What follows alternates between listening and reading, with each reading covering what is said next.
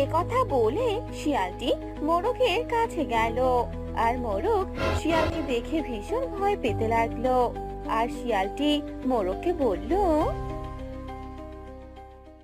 আরে না না না, কি করছো কি? আমাকে ভয় পাওয়ার কোনো দরকার নেই। আমি তোমার কোনো ক্ষতি করব না। আরে, এই শাল বেটা তো আমার সাথে দেখছি বন্ধুত্ব করতে এসেছে। নিশ্চয় কোনো মতলব বেঁধেছে। তা না হলে কি না একটি শিয়াল মোরগের সাথে বন্ধুত্ব করতে আসে? আরে বন্ধু, তুমি কেন জানি কিছুই বলছো না?